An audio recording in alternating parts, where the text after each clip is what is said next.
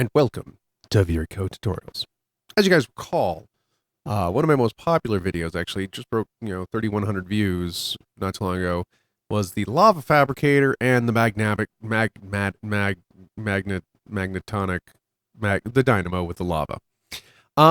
So I figured, because that video was done over a year ago and it was back on the old Attack the B team, so I figured I would do a update of the current thing. I mean, I even just got a comment on it yesterday, which was really cool. I actually really like, getting it. Now, I'm using the FTB Infinity pack because FTB Infinity actually has proper, the measurements equating properly. So, because not all mod packs do. Some mods change things, so you got to keep a definite look on it. But anyway, so I designed this new area for ViriiCo Tutorials here, and it opens up. So, as you guys recall, oh, that's right. It's the old 164. I forgot why I couldn't control sprint. I was like, why isn't this working? Anyway, these, if you guys don't know, are the extra utilities generators.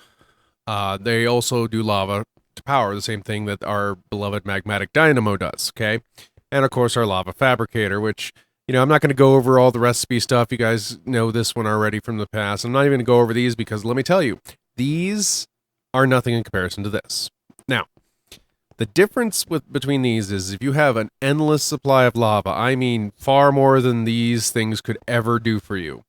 I mean like, nether pools of lava, lots and lots of lava. These can produce a lot more power faster, but a single bucket of lava in any of these generators produces the exact same power. It's just how fast it produces it. 320. This one produces at 2560, and this one produces at 40 per tick. All, though, will equate to the same number, 40,000 per bucket. The problem is, and only using machines, mind you guys, not using any type of magic. This is the best way to produce lava from nothing. Now, you can use the magma crucible from thermal expansion, combine it with like netherrack and stuff like that. That's actually a really good way if you have unlimited netherrack. But this whole system is based off of having zero things other than power. The lava fabricator takes 200,000 RF to produce a bucket. Now remember, as you can see, 40,000, 40,000, 40,000 for that one bucket. So you can see, not a good return. That's why I didn't care about these. We're not worried about these. Now, this thing produces 160,000 RF from a bucket. Now, take note, though, 200,000, 160,000. So we're not getting a good, rate of exchange here. However, if we go over here, if you take note that I put these little augments, and normally when you make it, it looks like that, okay? It has the ability to use redstone, which you can even remove that. Really doesn't do you any good to have it in there. It doesn't really matter. However, these augments, the different secondary gearboxes, starts with 10% plus 35% and then 85%. You have to use them in order, so you have to have all three if you want the last one.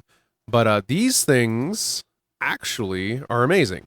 They increase the efficiency of this dynamo to 333,000 RF per bucket.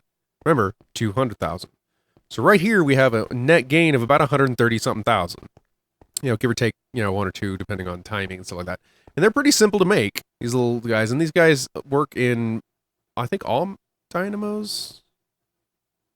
I'm not sure. They work in dynamo, just any of the dynamos. So you can easily put them in any of them. It's very simple. This is all lead. This is our thing. And I'm not going to go into the recipes of everything in here. This is the transmission coil. It's pretty simple. It's a silver thing with redstone. These are your electrum for the gold one, the middle tier, and you add glowstone to it, and then the cryotheum dust is part of this last one. And again, I'm not going into the recipe. It's pretty simple. If you have the capabilities, you just need the blizz powder. That's the hardest thing to get. Some saltpeter, snow. You got this. Blizzes are kind of a pain to find, let me tell you. So, with that being said, you can equip things, and they start making net gains. So what I did over here was I set up these guys like this.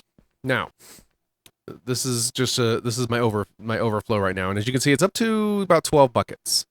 I did screw up and lost 5 buckets during the during the exchange. But you know, it always fills these tanks first.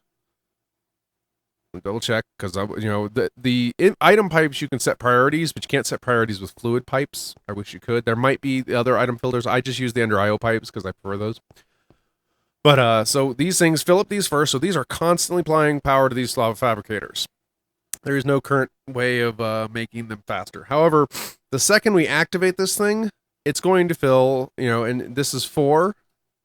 And what I did was, you can make them produce more power but be less fuel efficient. I went pure for fuel efficiency, okay?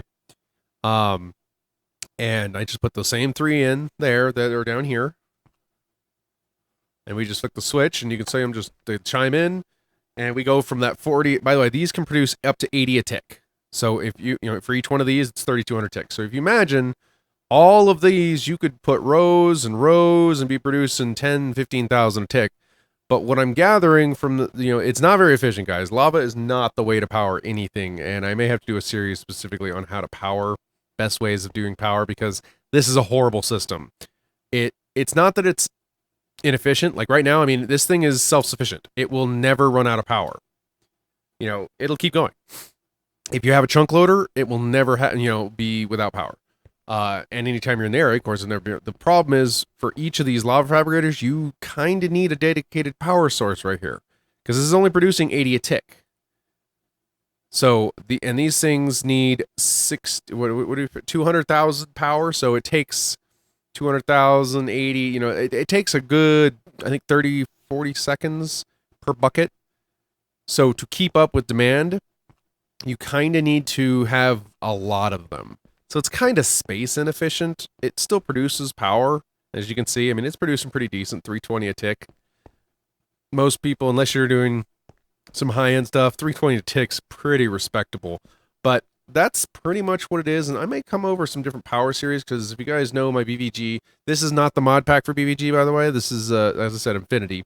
But we do a lot of power systems over there, and I'll probably take some of those and incorporate them over, maybe do a series on that. So anyways, guys, that is all I have for this. I just wanted to do an update video specifically for the Magmatic Crucible and the Lava Fabricator, Magmatic Dynamo, and Lava Anyways, guys, thank you for watching. If you have any questions, leave them in the comments.